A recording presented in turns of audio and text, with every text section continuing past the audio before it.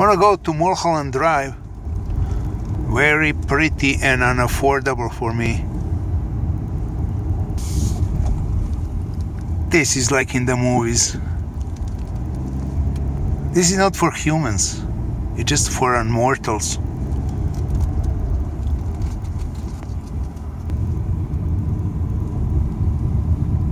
Who are these people that can afford this? Yeah. Turn right at the stop sign.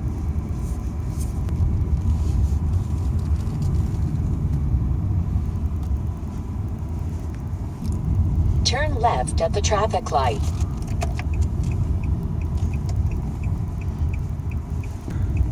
Laurel Canyon Boulevard. I'll tell you a story about this. So here we are now entering Mulholland Drive. If you remember the movie Mulholland Falls, there was a movie Mulholland Falls with Nick Nolte. So I drove through scenic area of fancy homes, then hit the Laurel Canyon, famous for many rock stars from 60s that lived there, like Eric Burdon, Keith Richards, John Mayall. And then I'm on Mulholland Drive, scenic route. There are a couple stops, and you can see the whole thing behind me. Down. There was a movie about 15-20 years ago with Nick Nolte. He played a cop from 20s, 30s, maybe even 40s. I don't remember exactly the year, but they're 30s, 40s. They were special unit in LA police designed to fight a mob from Chicago that came to establish the roots there and their operation. This unit had open hands to do whatever they want. Just their job is to prevent mob from Chicago and gangsters coming to LA. The movie starts with a scene when they're beating up two mobsters. So after beating them up, they tell them to go back to Chicago and never to come back. Tell your buddies over there that there's no room for you in Los Angeles. And then they say, this here is Mulholland Falls. It's same like Niagara Falls, except there's no water. And they throw them down in the hole all the way to Roll. That was a good movie, Mulholland Falls. Oh, look at this. That is beautiful. That's why it cost millions. Tens of millions each, this house. Unbelievable. Mulholland Drive and the view. So on the way here, before turning on Mulholland Drive, I was on Laurel Canyon. And the name Laurel Canyon, first time I heard was about 1970 when I ran into an album of John Mayall and Bluesbakers. John Mayall, like many other musicians from 60s, at that moment lived there at Laurel Canyon Park. Fancy homes they can afford. You could find there Keith Richards, all Rolling Stones, Eric Clapton, absolutely everybody. On that Laurel Canyon album, he had for the first time 17 years old Mick Taylor, who replaced Peter Green, who left after he started the Fleetwood Mac band. Peter Green is a different story, but Mick Taylor, 17-year-old, and John Mayall gave him a chance like everybody else, like he gave a chance to Eric Clapton, all other guitar players that went through the Bluesbakers. This album, Laurel Canyon, the cover is like a green and hard to see. There's John Mayall's face and looks like some woods. And I never knew that that's actually a street in Los Angeles. I thought it's some real canyon deep somewhere in some woods. One of the, I think it's the first song on the album is called The Bear. And it starts with, I was living with the bear in the house full of blues. And then saying like we were listening old records and then mentioning the old good man of canned heat that we had fun. Well, actually, that was the house where the band Canned Heat was hanging out. The bear is the singer, Bob the Bear Hinton or Hilt, Bob Hilt, yeah. Crazy guy, crazy guy. There's documentaries about him on YouTube, find and look. Crazy character.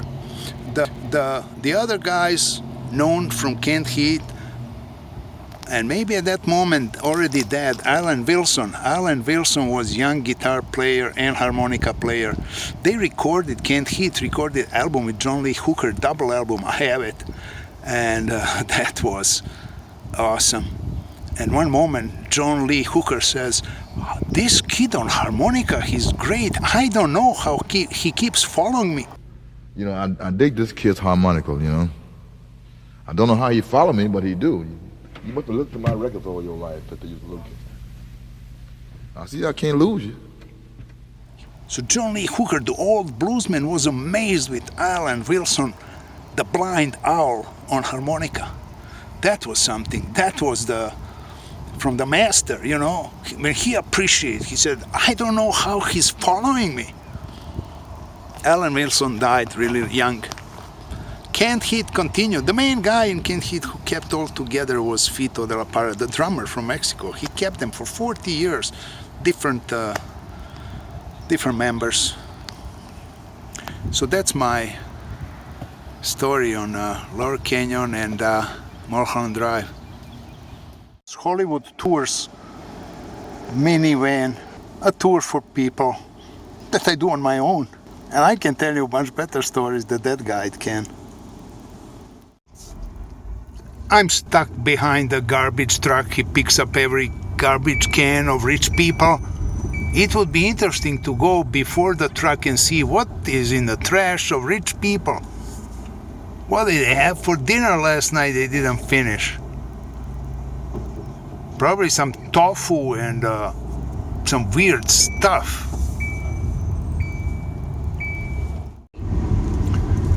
So I'm back on Ventura Boulevard and I'm gonna go back to Lower Canyon. This is not fair that some people can live this life and we can just watch on reality shows. Lower Canyon Boulevard. Can you imagine in some of these houses next one to each other? Mick Jagger, Eric Burdon, John Mayall, Eric Clapton, Canned Heat, whole band. And what are we gonna do today? Well, let's jam in my house and then turn the amplifiers on. That was the end of 60s. That was the era I wanted to be here. But sadly, I was still in high school. Wouldn't go anywhere. Somewhere in one of these homes lived Eric Burdon from Animals. 1981, he came back from tour from Germany and found that his crazy wife burned the house down. He lost all his rock memorabilia collection of electric guitars and everything he had. After that, he moved to Joshua Tree and he lives there on a ranch now. This is famous Canyon Country Store. The store behind me is famous for people that were shopping there. You could find that David Bowie, Johnny Mitchell, Carole King, Crosby, Stills, Nash, and Young, the whole Doors, Mamas and Papas, absolutely everybody from 60s who lived around here. And they come to shop there, get a sandwich, chat. Johnny Mitchell actually is one responsible for putting Crosby, Stills, and Nash and Young together. Those were the days, my friend.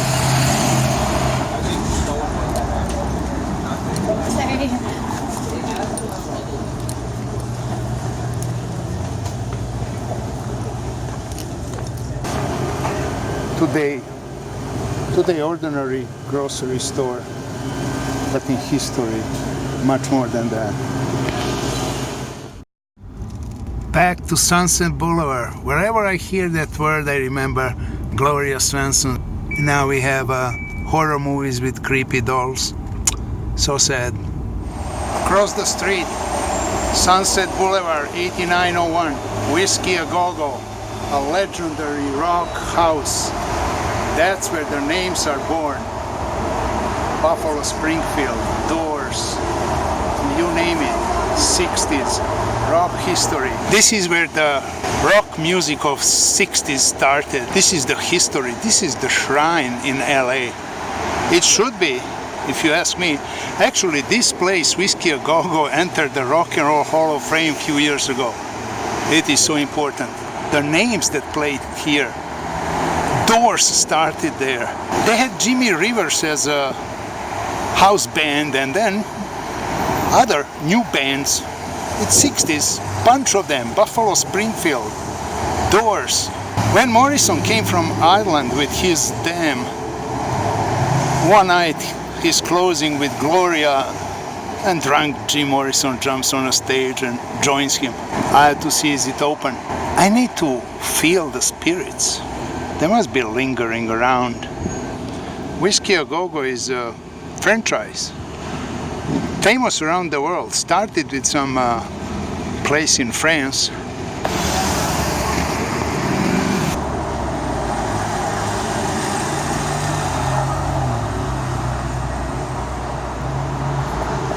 Sunset Boulevard, 8901.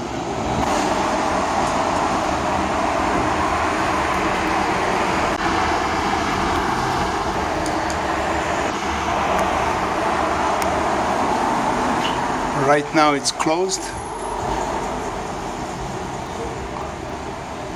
Tuesday nights, a jam night.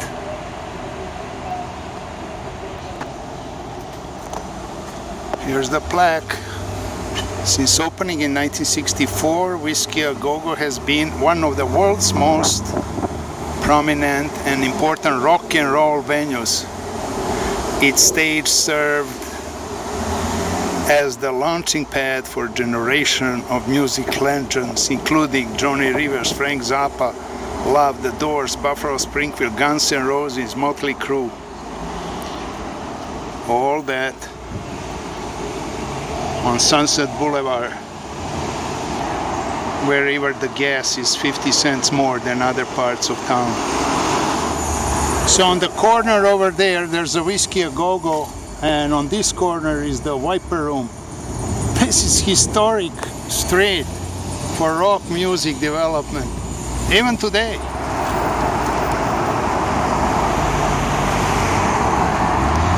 Tower Records, the famous franchise that doesn't exist anymore. There's only one store left in Japan, maybe in Tokyo, I don't know. They don't exist anymore. People were coming here from all over the country and the world, browse the records, and then CDs killed them. Downloading and iTunes. Today they turned this into parking lot. They charge $10 for parking. It's sad. But it's progress. Hey, we have rappers now. They make one tune with the good beats and they put it on iTunes and they make $30 million in 1 month. That's what music is today. Here's one more place, the landmark actually for Los Angeles West Hollywood, Dan Tana's restaurant, Italian cuisine. Well, Dan Tana is not Italian, Dan Tana is Serbian, Dobrivoje Tanasijević. He was born in 1933 and my mom knows him from high school. His father was arrested in 1947 from communist government in Yugoslavia where they lived and where Dan played soccer for Red Star, the famous Serbian team.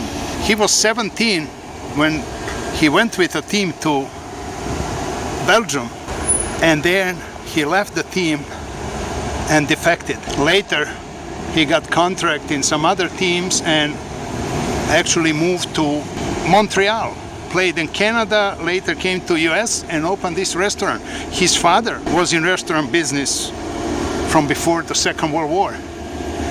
Well, next to Dan Tana's is another rock and roll famous historic place, Troubadour.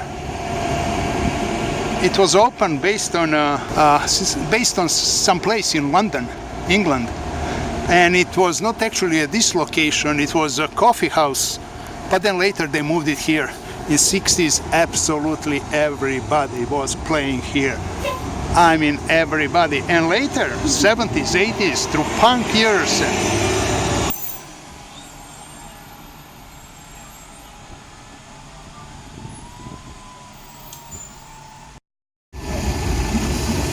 So, place is still active. You can see some old names like Steve Earle and new bands, new names. Here's the schedule for this summer. Most names, I have no clue who they are. Being part of a history doesn't necessarily mean it's fancy place. It still dumps. And the worst one of all is probably CBGB in New York. That was even scary walking around that place.